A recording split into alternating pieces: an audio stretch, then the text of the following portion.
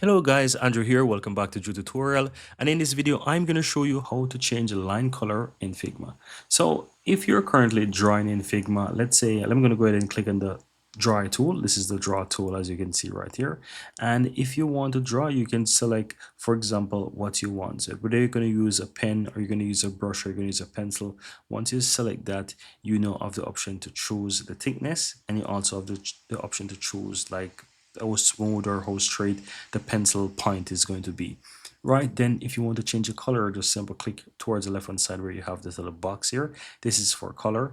You click on it and you change the color, right? So you can basically change the color to whatever you want. So if I want, for example, something like this, I can go ahead and I can just position where I want this to be. And as you can see, I just select it, and now all I have to do is click off and start drawing. So if I want to start, as you can see, the color is absolutely different.